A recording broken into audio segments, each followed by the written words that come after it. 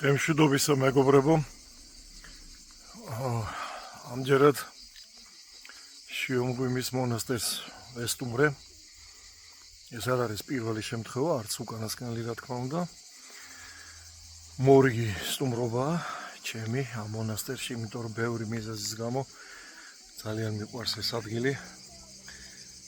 და ახლა ამ ვიდეოში შევეცდები შიომღვიმის ძალიან საინტერესო დეტალები განახოთ. ეს მონასტრის შესასვლელი კარია, ულამაზესი ჭედურობით გამოირჩევა. ეს ბოლნისის ჯვარი, იცით ალბათ. აი ეს ამბავი არც ისე შორეულ წასვლაშია გაკეთებული. ტურისტებისთვის არის ეს ყველაფერი, რა თქმა უნდა, მონასტერი 10-დან 7 საათამდეა ღია. აი აქ კი გასაგებია რაც ხდება.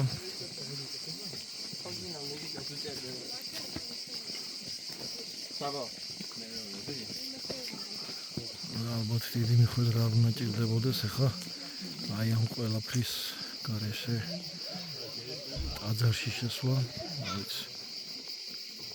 ვიღაცებს ჭირდებათ როგორც ჩანს. მოდი ვთქვათ რომ ალბათ ტურისტებს.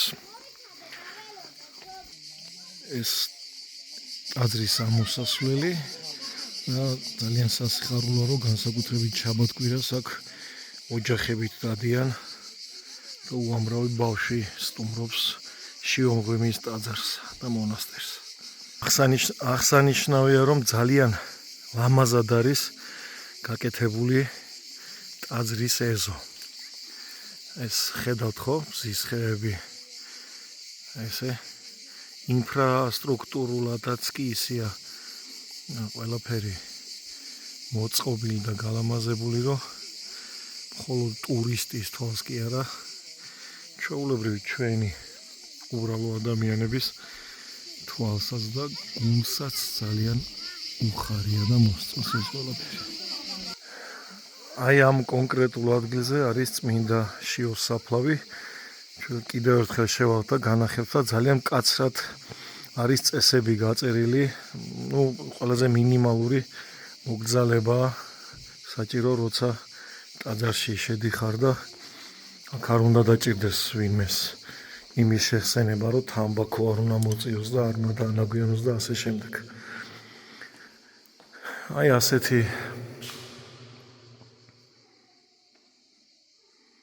ასეთია ტაძრის შიდა ნაწილი, სადაც წმინდა შიოს საფლავია.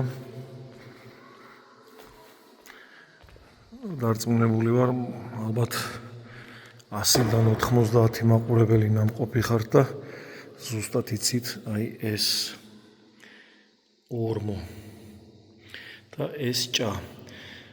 ცუდი რა არის, იცით, ყველა მიცის და წერია კიდეც რომ აი აგერ არის.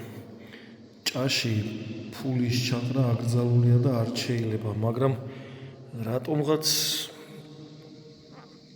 ამას ვერ გეუბნებიან და მაინც მონეტებით არის სავსე ეს ჭა. გასაგები მიზეზების გამო აკრძალულია ეს რა თქმა უნდა და კარგი იქნება თუ აქ ქართული წარწერის მაგივრად იქნება ინგლისურ ენაზე, უკრაინულ ენაზე და რუსულ ენაზე წარწერები, იმიტომ რომ ქართველებმა ზუსტად იციან ამ წარმართული საქციელის მიმდევრები რომ არ არიან. აი ეს კი ალბათ ყველა ხვდებით სახელდახელო მარანი, სადაც სამი ქვევრია იდეალურად შემონახული. ახლა კი მოდი შევიდეთ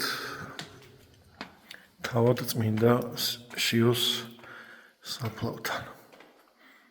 აი ასეთი პატარა დერეფნის გავლა უწევს ადამიანს, როცა აქ შემოდის.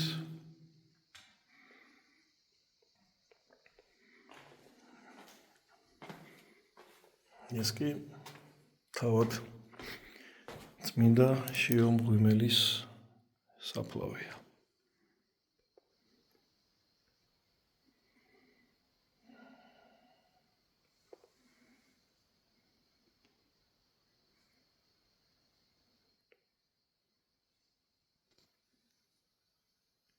ეს ესეთი ორიგინალური ფორმაა გადაწყვეტის.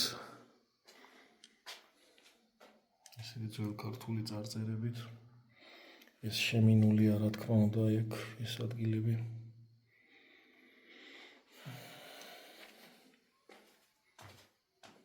ძალიან მადლიანი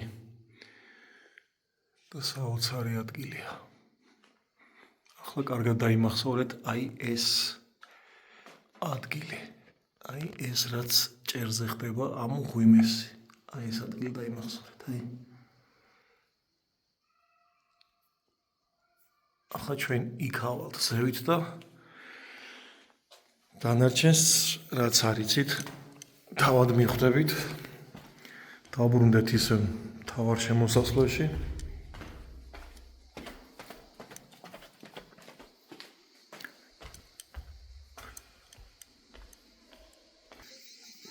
აი გამოვედი ტაძრიდან და არ ვიცი ჩემი თვალი ხდება თუ რატო ვეძებ და რატომ ხდება თვალში ესეთი ადგილები.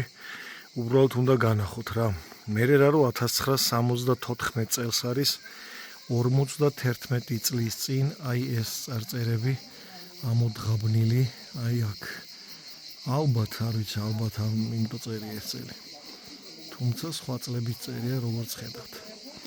აი ესეთი რაღაცები მე ნანახიმა გელათის მონასტერზეც ძალიან ბევრი წლის წინანდელი ნაჯღაბნები და მაშინ რომ ვკითხე თუ რატომ არ შლიან მსგავს ნაწერებს და მსგავს შეურაცხყოფელ ავტოგრაფებს მიპასუხეს ბერებმა რომ მხოლოდ იმიტომ რომ ეს არის იუნესკოს მიერ კულტურულ ძეგლად აღიარებული ტაძარი ეს იმ შემთხვევაში როცა გესაუბრებით გელათის მონასტერზე და არა ამ კონკრეტულ შემთხვევაში შიომღვიმის ტაძარზე მიპასუხეს ასე რომ აღიარებული იუნესკოს მიერ და ხელისხლება არ შეიძლება. მოდიშ მომითხოვია, მაგრამ ცოტა არ იყოს უცნაურად მეჩვენება აი ეს კანონი. სხვათა შორის თუ გახსოვთ სააკაშვილმა რო აღადგინა ძალიან დიდი პიარ აქცია მოაწყო მაშინ და ძალიან მაგარი რამე გააკეთა იუნესკოს დაცული ტაძრების სიიდან ამოაღებინა, ავტომატურად ამოიღეს ქუთაისში ბაგრატის ტაძარი და ის მთლიანად აღსდგა. წეგან მე მგონი მე შემეშალა ბაგრატის ტაძარზე კი გელათის ტაძარზე უნდა მეთქვა, იმიტომ რომ გელათის ტაძარში მაგ გადაღებული ისეთი წარწერები, ისეთი არის ავტოგრაფები, უაზრო ავტოგრაფები. ხო და მახსოვს რომ აღადგინეს ბაგრატის ტაძარი და ავიცი ყველამ გადაუარა მაშინ იმ კაცს როგორ გაბედა და როგორ აღადგინა და რატო არ დატოვა პირველად როგორიც იყო ისეთი და ამ დრომდე მოტანილი, მაგრამ რაც კარგია ის უნდა თქვა მე მაგალითად იუნესკოს დაცული ტერიტორიების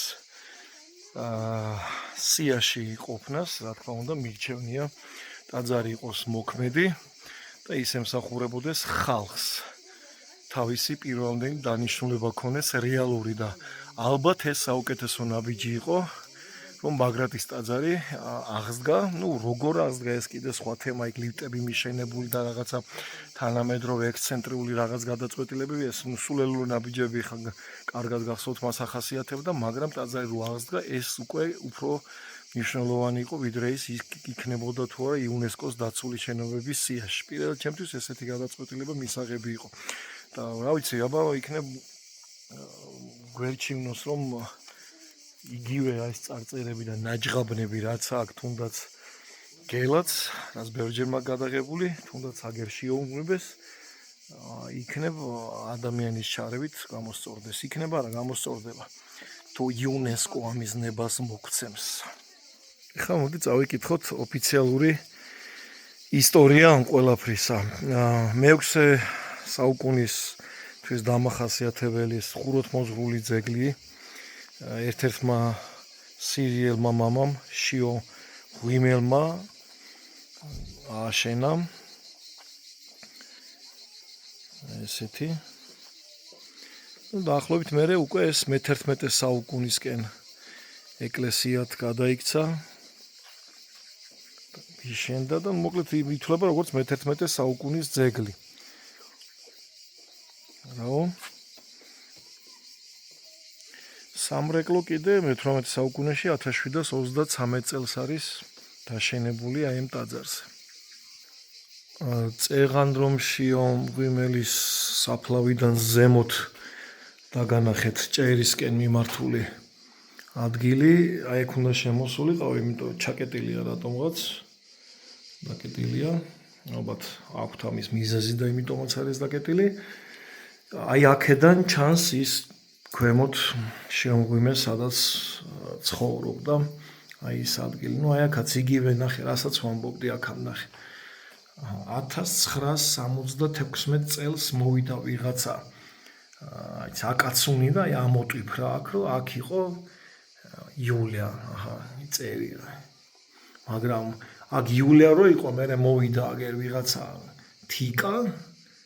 თიკა მომოტვიფრა, რომ ისიც იყო აქ. მე აგერ ვიღაცა იდიოტმა აქ იყვნენ მანანა და ვიღაცა წელს დააკვირდით, უბრალოდ წელს შეხედეთ. 1978 წელს. ანუ როდინდელი წარწერებია ეს ხვდებით ახლობით მაინც და ხელისხლება რომ არ შეიძლება. ნახე. აი რამ მდგომარეობაშია კედლები. ბათქაში თუ რაც ქვია ამას. ეს როგორიაო? ჩიტალაძე თუ რა წერია აქ, რაგვარი წერია. ჩიტალაძე. 1978 წელს გაკეთებული წარწერები. ბელა აგერ ვიღაცა. ხო, ნუ მოკლედ კი ხედავთ რა მდგომარეობაშიც არის და რატომაც არ შეიძლება ხელისხლება, ესეც გითხარით. არ ვიცი, სხვათა შორის არის თუ არა შიომღვიმის მონასტერი იუნესკოს დაცული ძეგლების სიაში, სიმართლე გითხრათ, მაგრამ სავარაუდოდ ეს ჩემი ვარაუდია, ალბათ არის, იმიტომ რომ ზუსტად ეს პრობლემა აქვს გელათის მონასტერს და ზუსტად ეს პრობლემა ქონა ბაგრატის ტაძარსაც. ნახეთ რა ლამაზი ორნამენტული ჯვარია. ეს კი შიომღვიმის ტაძარში მოღვაწე მამათა სამუდამო ავსაყუდელი ესეთ პატარა ადგილზე, აქვე ტაძართან ახლოს, სადაც განისვენებენ აქ მოღვაწე მამები. აი ეს კი თავად სამონასტრო კომპლექსის მთავარი ნაწილი და მთავარი ეზო. ესეთი ძალიან ლამაზი ადგილია. ხო, სხვათა შორის ერთ ისტორიასაც გეტყვით, აქ ხედავთ ხო? ხედავთ ამას ხო? იქით პატარა ვენახია მამების სამრეწველო საქმიანობას ეწევიან მამები. და ისტორია ასეთია. თემურ ციკლაურმა ძალიან ბევრი წლის წინ სოფელ გამარჯვებაში, იქ სადაც მისი დედიკო ცხოვრობდა, სოფელს წყალი არ ჰქონდა, ჩაიტანა სპეციალური სატუმბი სისტემა. სატუმბი სისტემა, რომელიც აჩუქა სოფელს და სოფლის გამგებელს მაშინ თუ თავი რაც ერქვა, რომელიც შეპირდნენ, რომ ამ სატუმბის სისტემით სოფელ გამარჯვებას და მთელ მოსახლეობას გაუყვანდნენ წყალს. ეს არ მოხდა. არ გაკეთდა, ძალიან ბევრი წელი პირდაპირ გაგებით ეგდო, ის სისტემა ფუჭდებოდა, იჟანგებოდა თითქოს და თემურმა გადაწყვეტილება შეცვალა. ის თავის დედიკოს კი მიხედავდა, მაგრამ მას მთელი სოფლისთვის უნდოდა ეს ყველაფერი და ის სისტემა აი აქ შიომღვიმის მონასტერში წამოიღო და აჩუქა აქაურობას. და რამდენადაც ვიცი, დღესაც გამართულად მუშაობს ეს ყველაფერი. ისეც ტაძრის მთავარი შესასვლელი.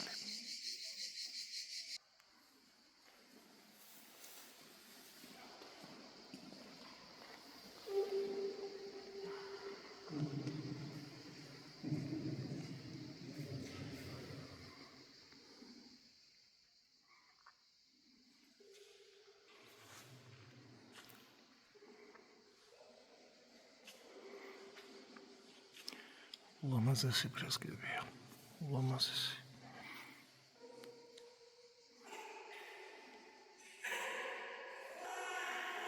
აი ამას დააკვირდით და ვინც იცით, აბა ამიხსენით ეს რა არის. გამოსახული აქ. ეს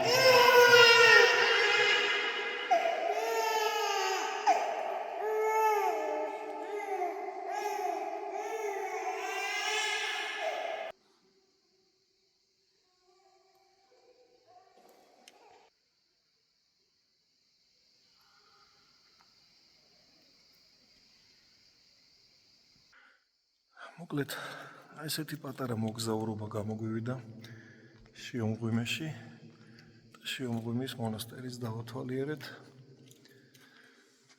რაც თავარია, თხოვნა მექნება, რომ ხანდახან თვეში ერთხელ, ორ თვეში ერთხელ, სამ თვეში ერთხელ თქვენც ამოიარეთ ხოლმე ამ ტაძარში, თუნდაც სხვა ტაძრებში, მაგრამ შიომღვიმეშიც თქვენი შვილები წამოიყვანეთ, შვილებს დაათვალიერებინეთ და შვილებს ანახეთ ეს ყველაფერი. ამჯერად ბევრ რამეში გამოგადგებათ თქვენს და თქვენ შვილებსაც. ნახვამდის დროებით. მომავალ ვიდეომდე.